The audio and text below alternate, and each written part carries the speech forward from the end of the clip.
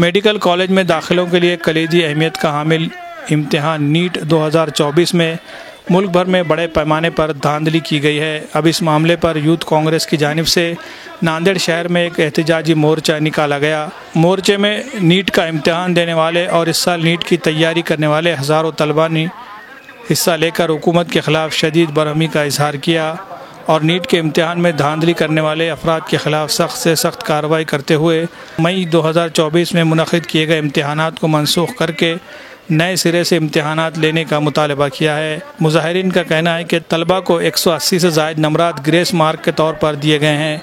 इस साल भी 75% तलबा ऐसे हैं जिन्हें ग्रेस मार्क देकर नंबरात बढ़ाए गए हैं।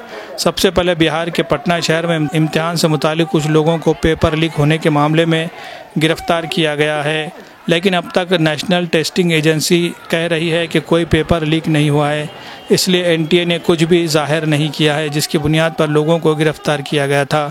इस घपले की वजह से मुल्क भर में मुख्तलिफ दाखिला इम्तिहान की तैयारी करने वाले आम तलबा मायूस हो गए हैं और अब अपने हक़ के मुतालबे के लिए ये लोग एहतजाज पर उतर आए हैं।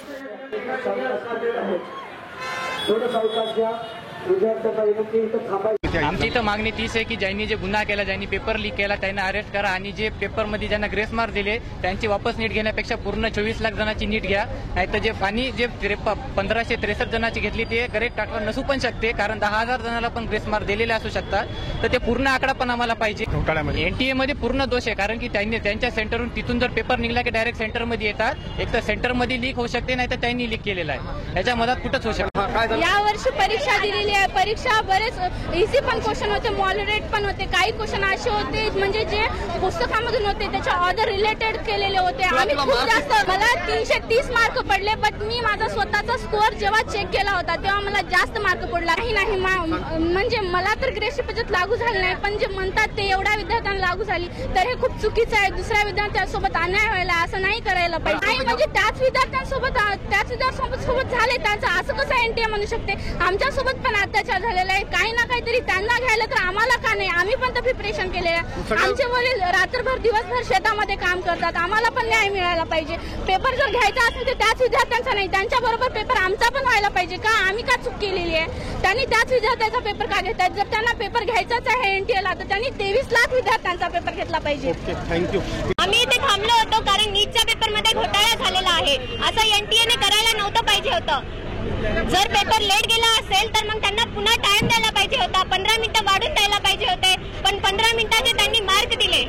बरोबर आहे का? नाही, ही पद्धत बरोबर नाहीये। थोडी कोणी 15 मिनिटात 15 क्वेश्चन सोडू शकत होतं, कोणाचे चुकत पण प्रश्न होते, कोणी सोडून देत होतं, सर्वांचे थोडी 15ला 15 मार्क बरोबर येणार होते। आता एनटीएने डबल पेपर घेतला, एनटीएने घ्यायलाच नाही पाहिजे। सीबीएसई वाल्यांनी हा नीटचा पेपर पुन्हा घेतलाच पाहिजे। 1500 नाही, 1500 काय म्हणून घेणार? पूर्ण विद्यार्थ्यांना कोणाला जास्त मार्क्स पडले तर त्याचे कमी आलेत, कोणाला कमी आलेत तर त्याचे जास्त मार्क्स पडलेत। पूर्ण 23 लाख विद्यार्थ्यांची परत परीक्षा झाली पाहिजे। एनटीएचा दोष, एनटीए म्हणून एनटीए नाहीये नुसतं, खूप सारे त्यांना सपोर्ट करणाऱ्या अशा मागे कोणीतरी असेल। कोणी एकटा माणूस एवढा मोठा हक्क किंवा एवढा मोठा निर्णय घेऊ शकत नाही। म्हणून माझं म्हणणं हे आहे की जे कोणी काम करत असेल त्यांनी थोडा विचार करा, थोडं सेन्स लावा, थोडं लॉजिक लावा कुठेतरी, आणि एवढा विचार करा की आपल्याला प्रत्येक विद्यार्थ्यांना सेम न्याय द्यायचा आहे। प्रत्येक कोणाची क्वालिफिकेशन कमी असते, कोणाची जास्त असते, त्याच्यासाठी तुम्ही गव्हर्नमेंट कॉलेज ठेवलेत। ज्यांना पैसेच भरून डिग्री घ्यायची त्यांनी प्रायव्हेट कॉलेजला जावा ना, तिथं पण पैसे द्यावे लागतात। हे सगळं घडलंय, त्याच्यावर माझं एवढंच म्हणणं आहे की त्यांनी दगा केलाय। विद्यार्थ्यांच्या मेहनतीसोबत, मायबापांच्या आशांसोबत, त्यांच्या कष्टांसोबत, प्रत्येकांसोबत दगा केलाय आणि हे दगा नाही व्हायला पाहिजे होता। आणि झाला तरी हे पुन्हा तुमच्याकडे म्हणजे त्याला पुनर्निर्माण करण्याचा एक मौका आहे, ते तुम्ही चांगलं करा।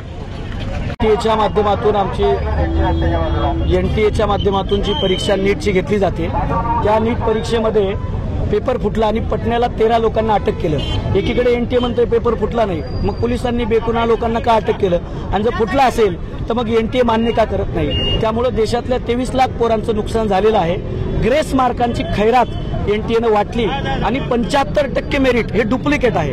त्यामुळं डॉक्टर सुद्धा डुप्लिकेट तयार होतील आणि हे डुप्लिकेट डॉक्टर देशाच्या आरोग्य व्यवस्थेवरती लोकांचा आरोग्य व्यवस्थेचं नुकसान करतील, जीविताशी नुकसान करतील. म्हणून आमची युवक काँग्रेसच्या वतीनं मागणी अशी आहे की नीटची परीक्षा पुन्हा नव्यानं घेतल्या जावी आणि 1563 पोरांची नाही तर 23 लाख पोरांची परीक्षा घेतल्या जावी.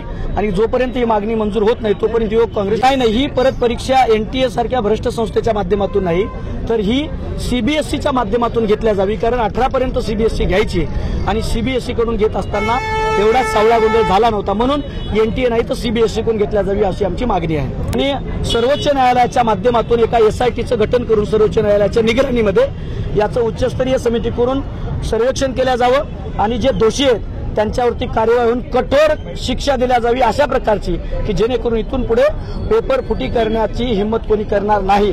पण जर याची धागेदोरी आमची शंका अशी आहे की सरकारमध्ये असतील तर ते सुद्धा ऑटोनॉमस संस्थांनी सीबीआय सारख्या त्या माध्यमामधून चौकशी होऊन सरकारमधले जरी कोणी दोषी असतील तर त्यांना सुद्धा तुरुंगामध्ये पाठवावं आणि विद्यार्थ्यांचं देशाचं भवितव्य सुरक्षित करावी आमची मागणी आहे. गरज पडली तर युवक काँग्रेस विद्यार्थ्यांच्या वतीनं न्यायालयामध्ये जाईल. आम्ही त्यासाठी तयारी केलेली आहे. सर्वोच्च न्यायालयामध्ये विद्यार्थ्यांच्या वतीनं सर्वोच्च न्यायालयाच्या निकालाला आव्हान देणारी नवी याचिका कायदेतज्ञांसोबत आम्ही चर्चा करून त्या ठिकाणावरती दाखल करणार आहोत. आम्ही लढा देणार आहोत. धन्यवाद. हिंदुस्तान की सबसे मजबूत electric bike Joy e bike अब नांदेड़ में भी हो रही है दस्तयाब. जी हां, ग्रीन राइडर को नांदेड़ में जॉय ई बाइक का ऑथोराइज्ड डीलर बनाया गया है. मर्द ख़वातीन के अलावा कॉलेज के तलबा की ज़रूरत के मुताबिक जॉय ई बाइक 4 अलग अलग मॉडल में दस्तयाब है, जिसमें म्यूहूस, वोल्फ और जेननेक्स नैनो. खूबसूरती और मजबूती के साथ साथ ज़बरदस्त बैटरी बैकअप, सिंगल चार्ज में 100 से 120 किलोमीटर की मिलेगी रफ्तार. कम से कम डाउन पेमेंट देकर EMI पर भी मिल सकती है गाड़ियाँ. मज़ीद तफसीलात के लिए शोरूम का पता है green rider joy e bike, रूबरू शिव मंदिर, चैतन्य नगर, एयरपोर्ट रोड, नांदेड़.